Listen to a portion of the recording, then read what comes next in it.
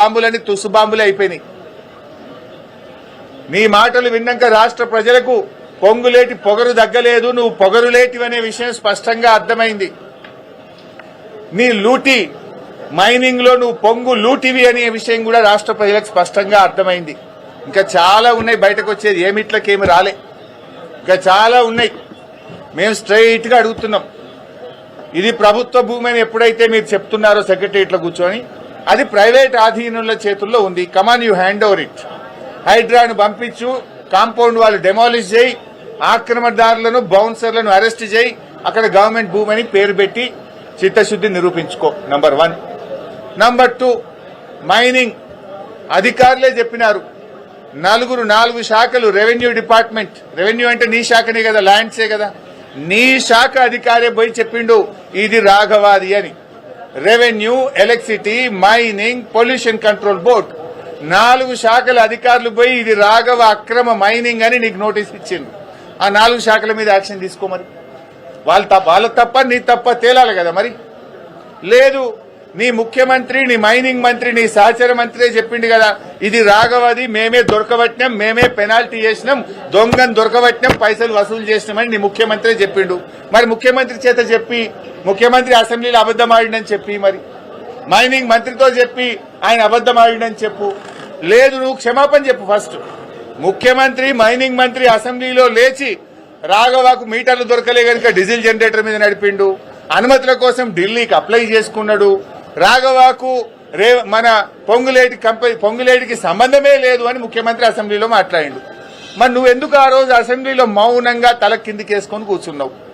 క్షమాపణ చెప్పు. మరి ఆ రోజు నేను లేవలేదు అసెంబ్లీలో, నాకు అర్థం కాలేని క్షమాపణ చెప్పు. మరి 12 రోజులకు ఎందుకో నీకు జ్ఞానోదయం అయింది? అన్ని ప్రజలకు అర్థమైపోయినాయి, this is all humbug drama. నువ్వు ఇవాళ పొంగులేటి కాదు, పొంగు లూటివి, నువ్వు బాంబు లేటివి, నువ్వు పరుణ్ణి కాదు. నా సహచర మంత్రులందరూ కూడా అవినీతి పరులే అని పాపం వాళ్ళందరినీ కూడా తన కంటిన బురద వాళ్ళందరికీ అంటించే ప్రయత్నం చేశాడు. జూపల్లి కృష్ణారావు గారి కుంభకోణాన్ని ఆయనే బయటపెట్టాడు. ముఖ్యమంత్రి కుటుంబ సభ్యుల టెండర్ల కుంభకోణాన్ని ఆయనే బయటపెట్టుకున్నాడు. బట్టి విక్రమార్క గారి ఆర్థిక శాఖలో బిల్లులు ఇయ్యడానికి పర్సంటేజీల కుంభకోణాన్ని ఆయనే గుర్తు చేశాడు. అంటే ఈ రాష్ట్రంలో జరుగుతున్న అవినీతి కుంభకోణాల చిట్టా చదివి, అరే నన్ను ఒక్కనే కాదు నా చుట్టూ ఉండే మంత్రుల కుంభకోణాలను కూడా రాష్ట్ర ప్రజలకు చెప్పే ప్రయత్నం చేసినాడు.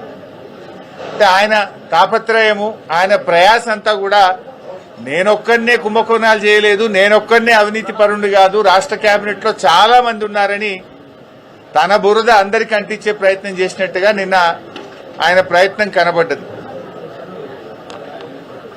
ఇలా నిన్నటి ప్రెస్ మీట్ తో రాష్ట్ర ప్రజలకు ఒకటైతే అర్థమైంది, ఆయన పొంగులేటి కాదు పొంగు లూటి, పొంగు లూటి అనేటువంటి విషయం చెప్పకనే చెప్పిండు నిన్న. ఇప్పుడు ఇష్యూ సింపుల్ బై, ఇలా క్రషర్ కు సంబంధించి శాసనసభలో స్వయంగా రాష్ట్ర ముఖ్యమంత్రి చెప్పిండు. ఏం చెప్పిండు ముఖ్యమంత్రి? అరే మా మంత్రి గారి కంపెనీ రాఘవ కన్స్ట్రక్షన్ లో జరిగిన అవినీతిని, అవకతవకల్ని మా అధికారులే గుర్తుపట్టారు, మీరేం బయటకు తీయలే ప్రతిపక్షము, మా అధికారులు మేమే గుర్తుపట్టినాం, మేమే పెనాల్టీ వేసినాం, మేమే పైసలు కట్టించినామని ముఖ్యమంత్రి శాసనసభలో స్పష్టంగా చెప్పారు. మైనింగ్ మంత్రి గారు ఏం చెప్పిండ్రు అదే అసెంబ్లీలో? లేదా కరెంటు మీటర్ల షార్టేజ్ ఉండే, అందువల్ల డీజిల్ జనరేటర్ మీద నడుపుకున్నాడు రాఘవ కన్స్ట్రక్షన్ అని మైనింగ్ మంత్రి చెప్పాడు. మరి అనుమతులు లేవు కదా అంటే, ఆ అనుమతులు కొద్దిగా లేట్ అవుతాయి కదా, ఢిల్లీకి పొల్యూషన్ కంట్రోల్ బోర్డుకి అప్లై చేసుకున్నాడు రాఘవ కన్స్ట్రక్షన్స్ అని మైనింగ్ మంత్రి చెప్పాడు. అధికారులు ఏం చెప్పారు?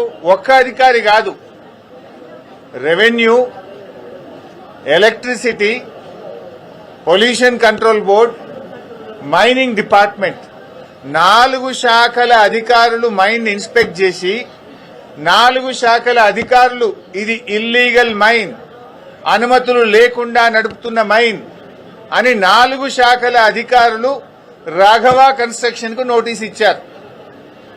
అంటే ఇప్పుడు 4 శాఖల అధికారులు చెప్పింది తప్ప, పొంగులేటి చెప్పింది తప్ప, ముఖ్యమంత్రి గారు అసెంబ్లీలో చెప్పింది తప్ప, ఈ బాంబులేటి చెప్పింది తప్ప, మైనింగ్ మంత్రి చెప్పింది తప్ప, ఈ పొగరులేటి చెప్పింది తప్ప.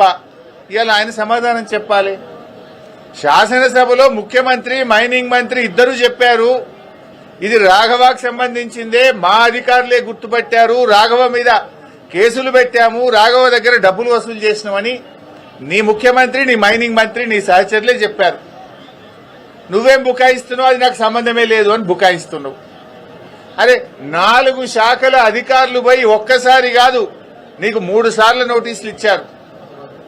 యాక్షన్ తీసుకోమని పొల్యూషన్ కంట్రోల్ బోర్డుకు లేఖ రాశారు.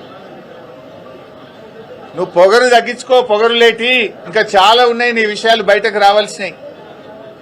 శాసనసభలో మరి నువ్వు ఎందుకు లేచి మాట్లాడలే? నువ్వు ఉన్నావు కదా అక్కడనే.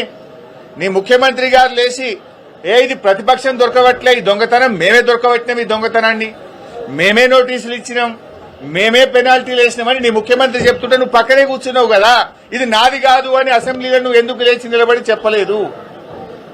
నీ మైనింగ్ మంత్రే లేచి రాఘవకు అనుమతులు లేవు, రాఘవ అనుమతుల కోసం ఢిల్లీకి అప్లై చేసిందని చెప్తే అసలు రాఘవకు మైనే లేదని నువ్వు అసెంబ్లీలో లేచి ఎందుకు చెప్పలేదు? నువ్వు అసెంబ్లీలో ఉన్నావు కదా, నా పక్క సీట్లనే కూర్చున్నావు కదా, మరి ఆ రోజు ఎందుకు లేవలేదు? 12 రోజులకు గుర్తొచ్చిందా నీకు మైన్ లేదని? ఇదంతా బుకాయించే ప్రయత్నం, మసిబూసి మారేడుగా చేసే ప్రయత్నం. ఆ మైన్ నీది కాకపోతే అక్కడ కంటైనర్ మీద రాఘవ కన్స్ట్రక్షన్ అనే పేరు ఎందుకున్నది? ఆ కంటైనర్ మీద కాంగ్రెస్ పార్టీ జెండా ఎందుకు పెట్టిండ్రు? బీఆర్ఎస్ పార్టీ బయటకు తీయంగానే ఆ రాఘవ కన్స్ట్రక్షన్ కు పెయింటింగ్ వేసి కనబడకుండా ఎందుకు చేసిండ్రు? కాంగ్రెస్ పార్టీ జెండా ఎందుకు బీకేసిందో సమాధానం చెప్పాలి కదా. నువ్వు నీ కంటైనర్ మీద నీ పేరుంటది, మీద కాంగ్రెస్ పార్టీ జెండా ఉంటది. పొల్యూషన్ కంట్రోల్ బోర్డులో నోటీస్ ఇస్తే, మైనింగ్ డిపార్ట్మెంట్ నోటీస్ ఇస్తే నీ ఉద్యోగి రిసీవ్డ్ అని సంతకం పెట్టి డేట్ వేసి ఫోన్ నంబర్ పెట్టి రాసిచ్చిన డాక్యుమెంటే కదా నేను అసెంబ్లీలో చూపించింది. మరి ఇప్పుడు చెప్పు, ఎవరు తప్పు? ముఖ్యమంత్రి తప్ప? చెప్పు, నా ముఖ్యమంత్రి అబద్దం చెప్పిండు అసెంబ్లీలో అని చెప్పు, మైనింగ్ మంత్రి అబద్దం చెప్పిండు అసెంబ్లీలో అని చెప్పు. నువ్వు కూడా అసెంబ్లీలో ఉన్నావు కదా, ముఖ్యమంత్రి మాట్లాడేటప్పుడు, మైనింగ్ మంత్రి మాట్లాడేటప్పుడు నువ్వు అసెంబ్లీలో కూర్చున్నావు. నువ్వు ఎందుకు నోరు మెదపలేదు? ఎందుకు నాకు మైన్ లేదని అసెంబ్లీ సాక్షిగా చెప్పలేదు? అంటే నువ్వు బుకాయిస్తున్నావు. ఈ బాంబులేటి అబద్దాలు చెప్తున్నాడు. నువ్వు ఆ మైనింగ్ లో పొంగు లూటీ చేసినావు అనేటువంటిది ఇలా రాష్ట్ర ప్రజలకు అర్థమైంది. నువ్వు ఆ రోజే చెప్పాలి కదా. అదేవిధంగా నాదర్గుల్ భూముల విషయం, బీఆర్ఎస్ టైంలో రిజిస్ట్రేషన్ అయిందని ఒక చిల్లర కథ చెప్తున్నావు. నేను అందుకే చెప్పిన, నిజాలు దాచి అబద్దాలు మాత్రమే మాట్లాడినామని. నిజమేంటిది? 2016లో ఈ భూములను నిషేధిత భూముల జాబితాలో పెట్టింది బీఆర్ఎస్ ప్రభుత్వం. ఆనాటి ఆర్డీఓ గారు